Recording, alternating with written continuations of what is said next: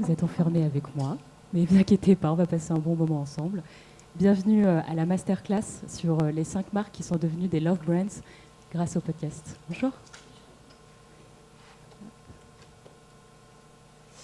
Alors, tout d'abord, je suis Jennifer Anne, Chief Marketing Officer chez Ocha, où j'ai le plaisir de diriger l'équipe marketing et commerciale depuis un peu plus de 3 ans maintenant. Auparavant, j'avais passé 7 ans à la direction marketing de L'Oréal, où j'ai beaucoup travaillé, notamment aussi sur des stratégies de branding.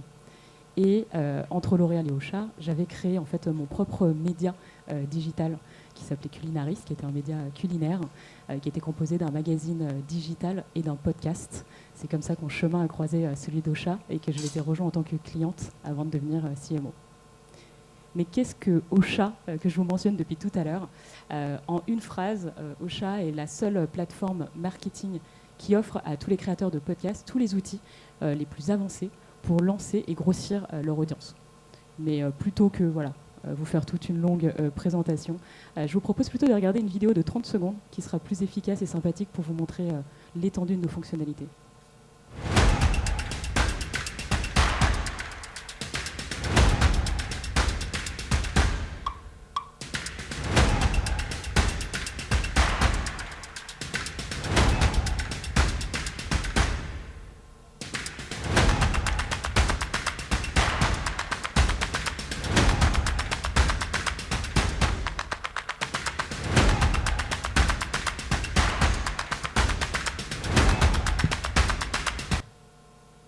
Voilà, alors que maintenant que vous en savez un peu plus sur moi, j'aimerais bien aussi en savoir un petit peu plus sur vous.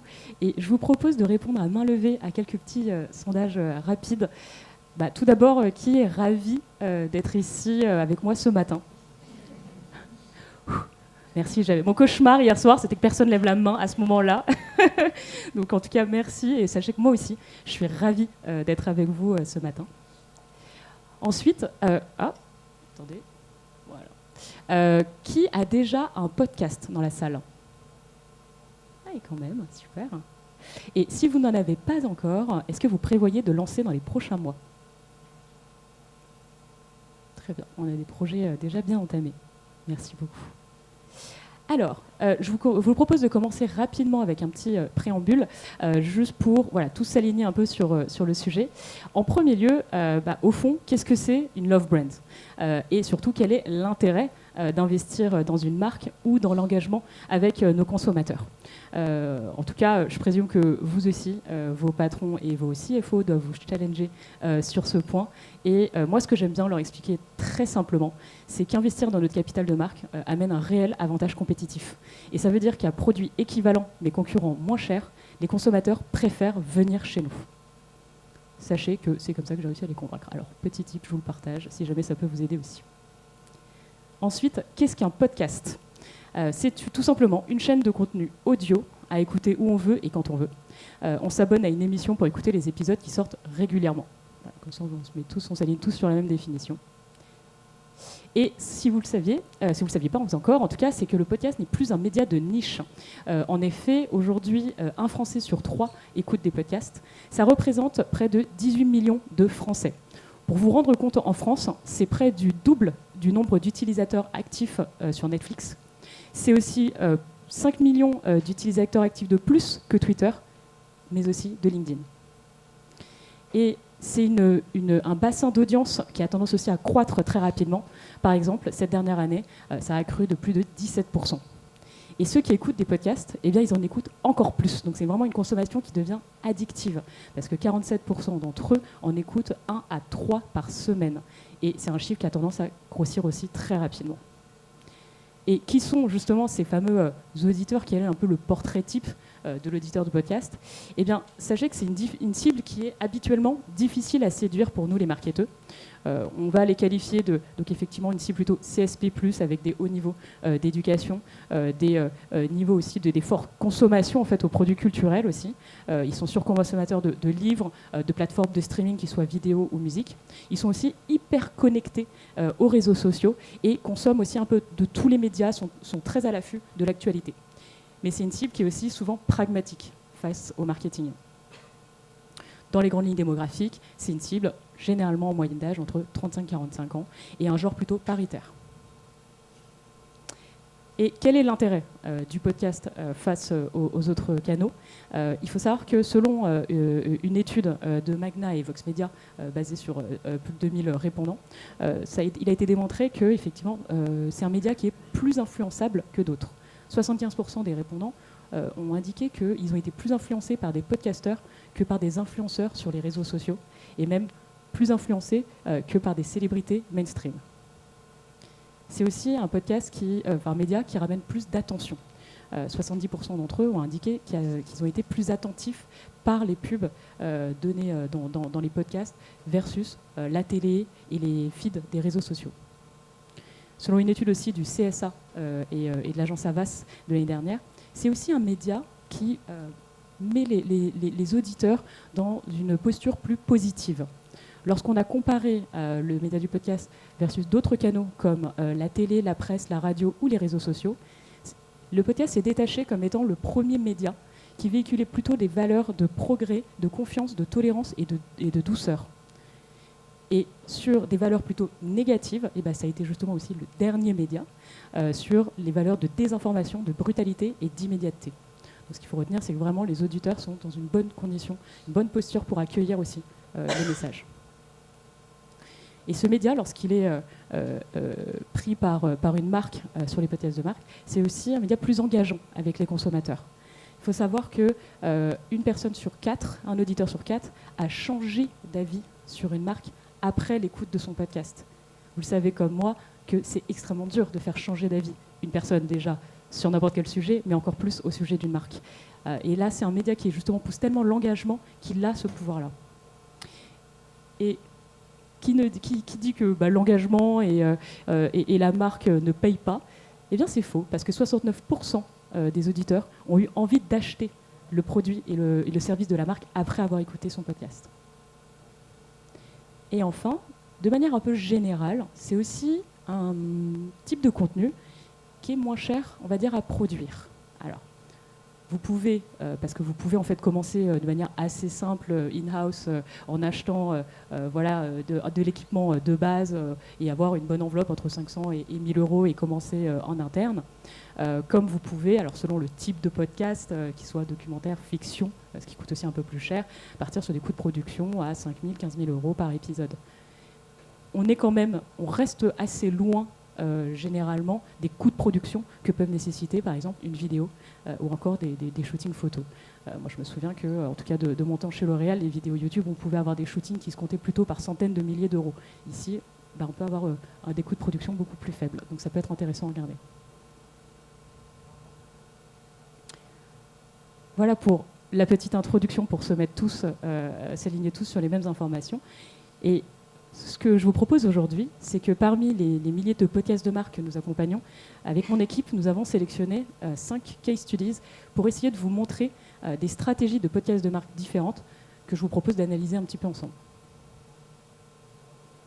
Le premier cas que je voulais vous présenter, c'est celui qui a remporté le premier prix du podcast de marque l'année dernière au Paris Podcast Festival. C'est celui des notaires de la Cour d'appel de Caen. Leur podcast, Histoire vraie, les notaires vous racontent, c'est un podcast de marque qui s'est particulièrement... On fait des témoignages qui ont été... Attendez, on attend 2 secondes, monsieur. Alors, désolé, ça va plus vite que la musique, comme on dit. Donc, ce podcast-là s'est démarqué particulièrement par son contenu et son format. Je ne sais pas si certains d'entre vous connaissaient le podcast Transfert de Slate, où des personnes ordinaires racontent une histoire vraie extraordinaire qui leur est arrivée. Et bien ici, ce sont les notaires de la Cour d'appel de Caen qui racontent des histoires vraies dont ils ont été témoins. Et en les écoutant, eh bien, on se rappelle à quel point en fait, les notaires interviennent généralement à des moments de vie particulièrement marquants. Que ce soit un achat immobilier, un mariage, un divorce, un décès avec les successions. Et les histoires qu'ils racontent dans le podcast sont émouvantes, parfois dramatiques et obscures. Ces histoires nous font vraiment découvrir un autre visage du notariat, nous rappellent à quel point ils font partie intégrante de notre vie, de notre quotidien. Et ça change aussi drastiquement l'image des cabinets de notaires de manière générale. Mais je vous propose d'en juger par vous-même avec un petit extrait. Après des témoignages qui ont été rapportés, cette sœur a disparu. Le mari dit qu'elle est partie avec un marin de passage, qu'un matin, il s'est réveillé, elle n'était plus là. Et en fait, sur une dénonciation anonyme, il y a une enquête judiciaire qui a été ouverte tant dans ce pays lointain qu'en France pour une suspicion de crime.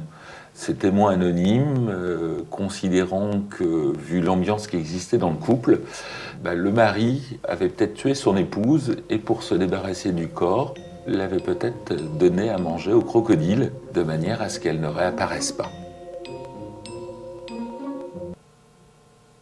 Suspense. Alors, je suis sûre qu'en vous annonçant qu'on allait parler de Love Brands, vous ne vous attendiez pas à ce que je vous parle des cabinets de notaires. Et on sait que le travail des marques dans certains secteurs d'activité, qui soient administratifs publics, mais aussi dans le secteur consulting, financier, assurance, bancaire, il peut être moins évident de travailler l'affection et l'engagement des consommateurs à la marque. On a moins, on va dire, d'éléments glamour à disposition, comme ce que moi j'ai pu connaître dans l'ancien secteur de la beauté, par exemple. Et pour autant, ici, les notaires de la Cour d'appel de Caen ont trouvé le moyen d'humaniser le rôle du notaire et de le replacer au cœur de nos vies pour changer complètement l'image de leur métier grâce à des histoires qui sont quand même assez surprenantes et même plutôt captivantes.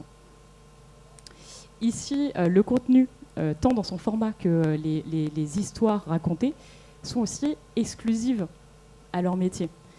Parce que personne, à part les notaires, n'ont accès à autant d'histoires et des histoires aussi dramatiques si souvent. Donc ce podcast n'aurait pu être créé que par eux. C'est vraiment très identitaire.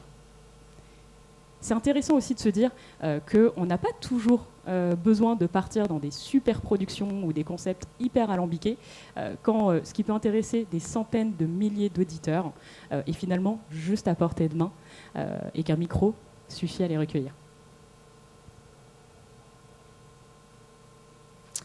Alors, est-ce que vous connaissez Marc Dorcel ?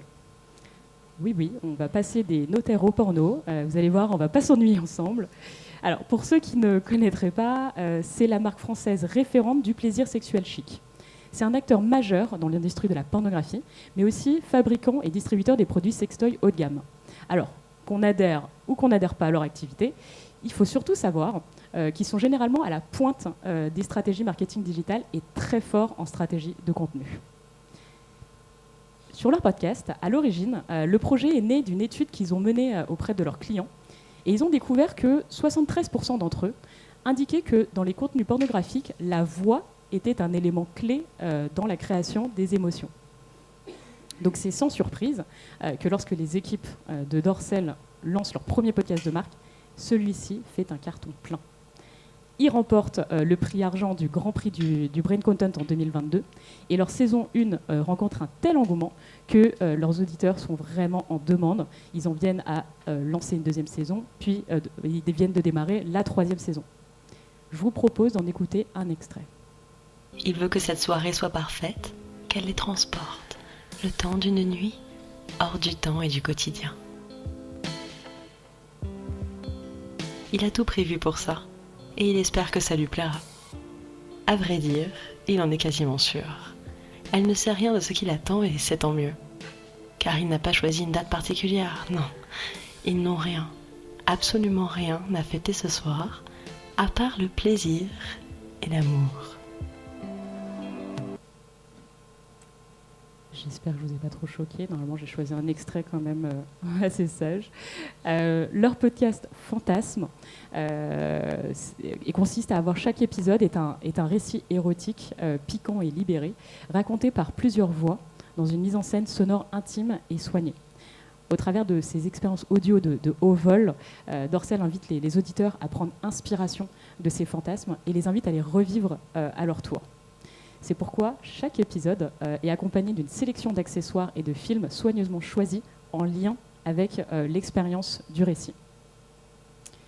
Et si on analyse un peu cette stratégie, tout d'abord, les équipes de Dorcel ont eu une superbe démarche en amont.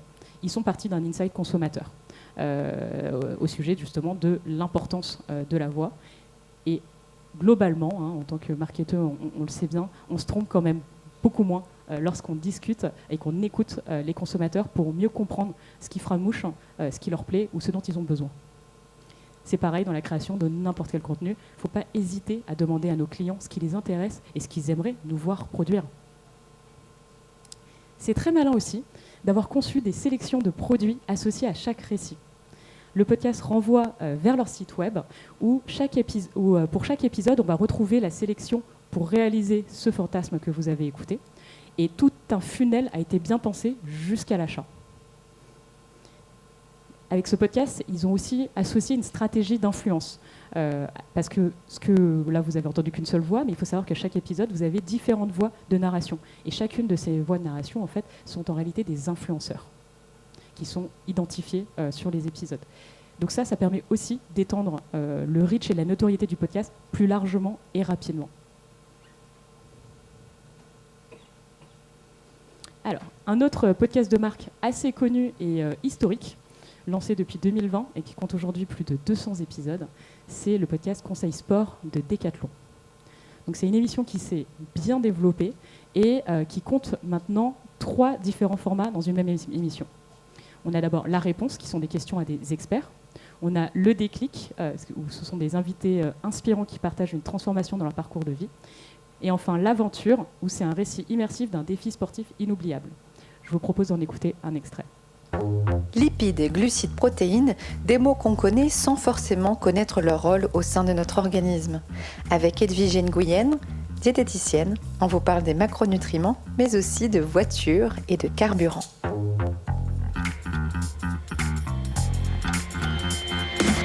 Vous avez une question ? On a la réponse. Vous écoutez Conseil Sport, le podcast bien-être, santé, nutrition de Decathlon.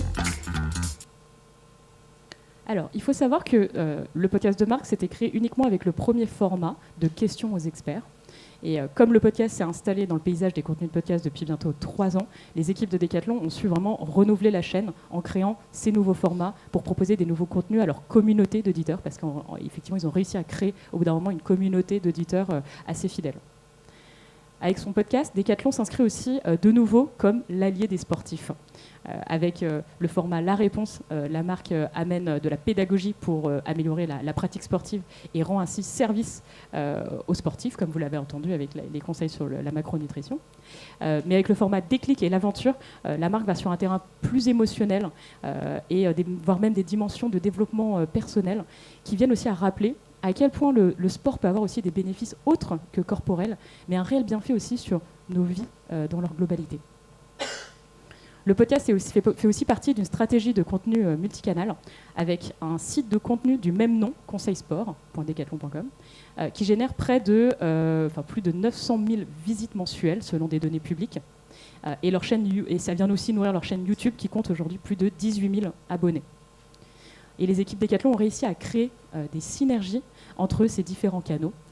Par exemple, l'année dernière, j'ai eu le plaisir de co-présenter avec eux et ils avaient partagé l'information d'avoir augmenté plus de 60% le trafic d'un article blog grâce à un épisode de podcast. Un autre podcast de marque qui a une stratégie très intéressante, celle d'une plus petite structure spécialisée dans les compléments alimentaires qui s'appelle Atelier Nubio. Leur podcast, qui s'appelle Coup d'éclat, consiste à avoir chaque épisode, dans chaque épisode, on a un interview intimiste de femmes inspirantes qui, via des prises de conscience, ces fameux coups d'éclat, vont changer de rapport à leur corps et à leur beauté. Et souvent, ça leur a permis de changer leur vie, que ce soit sur une dimension personnelle ou professionnelle. J'ai pour ma part particulièrement apprécié l'histoire de Shira, qui a créé une marque d'épices du même nom, d'épices et de produits fermentés, dont je connaissais très bien les produits, mais je ne connaissais pas l'histoire personnelle qui les avait amenés à les créer. Donc je propose de partager ce petit moment avec vous. Depuis ses 20 ans, Shira souffre du syndrome du côlon irritable, une pathologie envahissante qui bouleverse son métabolisme et pèse sur son mental. Son coup d'éclat, c'est d'avoir réussi à se guérir grâce à la fermentation, une pratique qu'elle découvre dans un petit café macrobiotique de son quartier. Elle commence alors à trafiquer ses premiers koji, miso, légumes lactofermentés, levain, kéfir. Si ces mots ne vous disent rien, ne vous inquiétez pas, on va en parler pendant l'épisode. Alors, dans chaque épisode, Atelier Nubio met en avant la sélection aussi des produits préférés de la personnalité interviewée, qui aussi partage d'ailleurs une petite pratique bien-être. Donc, ça permet en fait de mettre aussi en avant les produits de la marque sous la force de recommandation de ces personnalités.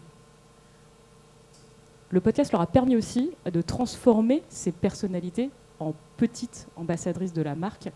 C'est assez fabuleux quand vous regardez justement leur émission et que vous déroulez les différents épisodes. Chaque cover d'épisode est le portrait photo d'une de ces femmes inspirantes. Et c'est très agréable de voir que cette marque est représentée par toutes ces femmes incroyables. Et le podcast, comme vous l'avez entendu, est, je dois dire, superbement incarné par la cofondatrice Claire Nouy, qui permet de véhiculer encore mieux en fait, la vision de la marque.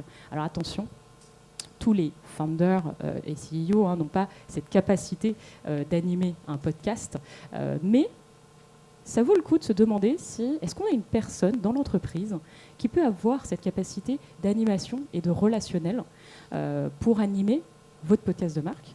Et bien, il ne faut pas hésiter à prendre cette personne en interne parce que ça donne aussi plus d'authenticité à la prise de parole de la marque.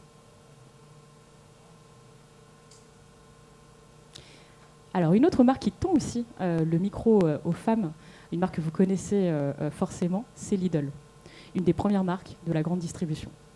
Lidl s'est lancé dans une démarche sociétale de contribuer à briser le plafond de verre limitant les femmes dans le milieu professionnel, sujet auquel on ne l'attendait pas forcément.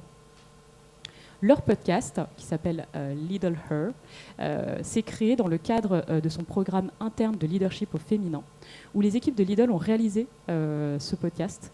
Et dans ce programme, ils interviewent des femmes qui travaillent au sein de l'enseigne, mais aussi des femmes influentes dans le monde des entreprises françaises.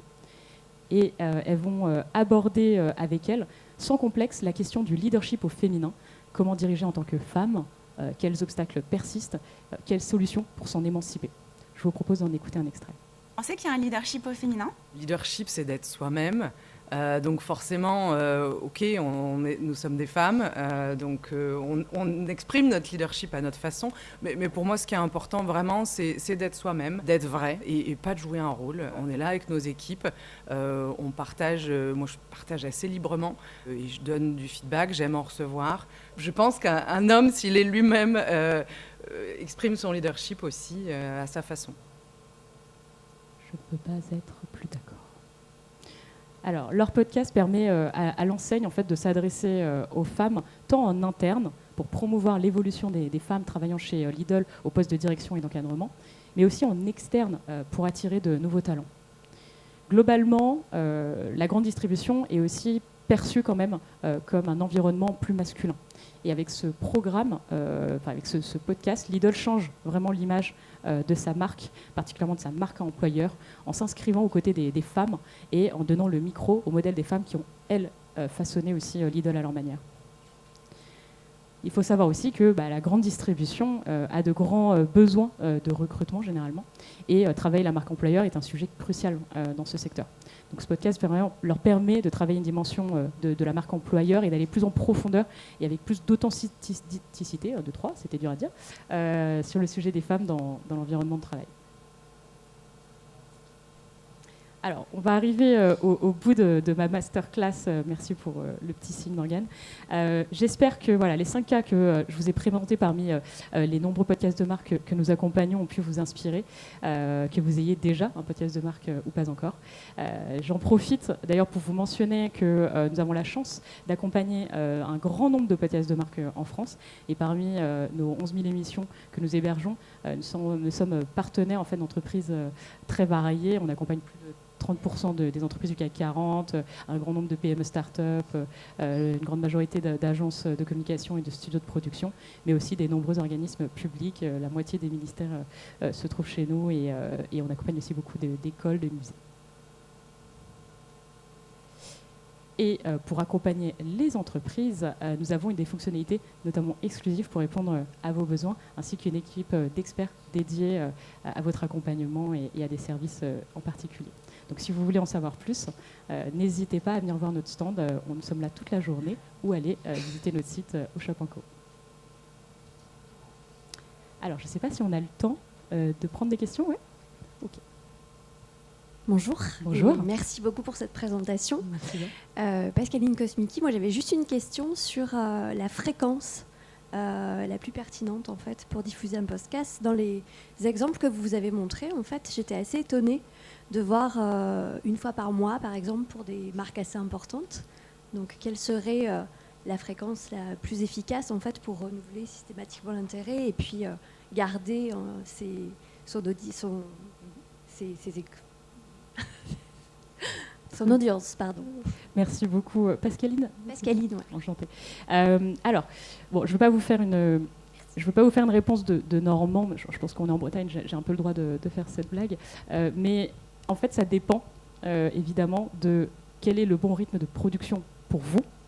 En premier lieu, parce que selon le concept de votre podcast, la lourdeur de production, peut-être que vous n'aurez pas la capacité, je ne sais pas, par exemple, d'en produire un par semaine ou un tous les jours.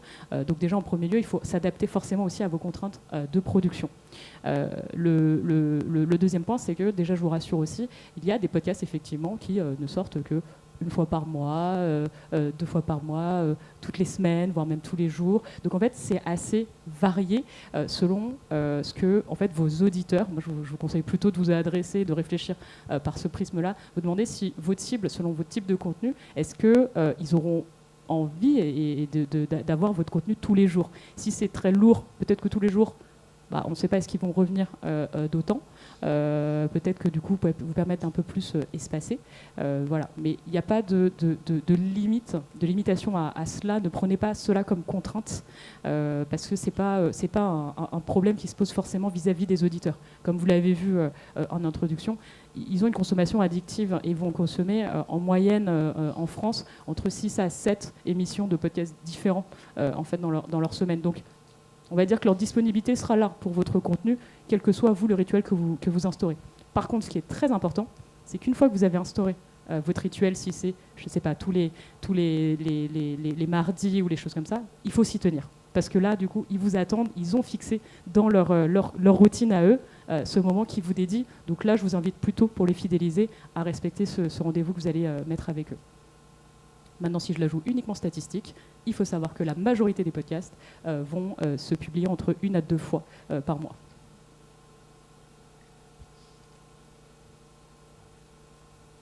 Est-ce qu'il y a d'autres questions ? Bonjour. Bonjour. Du coup, Clément de la société Cigale, j'avais une question. Avant de lancer un podcast, vous préconisez quoi comme étape ? Une étude sur un échantillon représentatif, vous testez des voix ou directement vous avez une personne qui parle plutôt bien et vous avez envie de mettre cette personne à créer le podcast. C'est quoi un peu les étapes types avant de lancer vraiment le podcast ? Ok, merci Clément. Bravo pour la présentation. Merci beaucoup Clément. Alors, donc, encore une fois, ça va dépendre en fait du type de podcast sur lequel vous allez vous lancer, parce que effectivement, c'est pas pareil quand on va commencer à produire un podcast d'interview, de talk-show, documentaire ou de fiction, etc. Pour être très honnête, un podcast généralement de fiction, par exemple, va être celui qui va être le plus lourd en production, où effectivement, là, en fait, c'est comme si vous créez une série, en fait, donc faut caster des comédiens, enfin, faut écrire tout un scénario, etc., etc. Quand, par exemple, des problématiques de podcast d'interview, vous allez plutôt devoir faire toute une gestion d'invitation de guests, d'identification des guests, et puis gérer tous les rendez-vous, être sûr de les relancer pour qu'ils viennent au moment de la session de recording et voir comment vous organisez, si le record doit se faire en physique ou à distance, etc. etc. Donc ça va dépendre, je ne sais pas si Clément, vous avez une petite idée déjà du format de podcast ? On est une société informatique, donc c'est des choses qu'on ne fait pas trop aujourd'hui. Donc c'est plus pour avoir un peu, est-ce que selon vous, il faut plus un peu sonder les prospects ou clients sur ce qu'ils ont envie d'avoir, ou est-ce qu'il faut plus expérimenter, c'est par des biais, je ne sais pas trop, aujourd'hui vraiment on est en réflexion, donc c'est pour ça que je me pose la question en tout cas. D'accord. Mais c'est pas grave de faire partie d'une société informatique, Clément. Moi aussi, je fais partie d'une société tech, donc, et je me porte très bien. Et ça m'empêche pas de faire des contenus assez fun et audacieux. Donc, non, vraiment, faut pas se fixer des contraintes à soi-même. Alors, effectivement, moi, je recommande toujours, mais c'est très personnel, de toujours aller en discuter avec les clients, qu'on prenne leur reco ou pas d'ailleurs. Ça donne toujours juste de l'inspiration et des indications. Après, c'est peut-être un peu difficile parfois d'aller les voir en disant « Mais quel podcast vous aimeriez écouter ?» Oui, bon, là, la question, elle est peut-être un peu dure, je trouve. Par contre, leur demander quel type de contenu eux, ils consomment habituellement, mais que ce soit d'ailleurs sur la sphère professionnelle comme personnelle. Je ne sais pas quels sont les objectifs de communication. Est-ce qu'il y a des valeurs en particulier que vous voulez véhiculer? Est-ce que vous voulez travailler sur la marque employeur, sur votre expertise, enfin, voilà, tout dépend de l'objectif de communication que vous avez derrière, mais dans ce cas-là, demandez-leur par rapport à des objectifs un peu similaires, quel genre de contenu eux vont consommer, sur quel type de canal aussi ils vont consommer, pour que vous sachiez dans quels autres canaux activer pour être en synergie avec votre podcast. Et si par exemple vous partez sur des talk shows ou des interviews, demandez-leur aussi quelles sont les personnalités qui suivent. Prenez avec eux, alors moi je m'assierai avec eux et je leur demanderai montrez-moi, c'est peut-être un peu, faut bien s'entendre avec ses clients. Montrez-moi votre historique ou quelle chaîne vous êtes abonné sur YouTube ou en podcast ou des choses comme ça. Et ça vient déjà, je pense, pas mal nourrir la réflexion. Voilà, moi je commencerai déjà par ça, toujours s'asseoir avec les consommateurs et les clients pour s'imprégner de ça. Et puis après, comme je vous ai dit, alors ce sera un peu long pour que je puisse détailler les étapes pour chaque type de format, mais effectivement, selon votre format, là vous allez avoir des étapes de production un peu différentes qui peuvent varier. On a le temps pour d'autres... Ouais? Non? Ah ok. Bon. Alors, ne vous inquiétez pas, si vous aviez encore des questions ou qui viennent par la suite, on a un stand quelque part, j'ai même pas eu le temps encore de faire le tour, donc on va être quelque part avec Maxime, mon Head of Sales, et on est à dispo toute la journée si vous avez des questions ou vous voulez échanger un petit peu plus sur les podcasts. Merci beaucoup.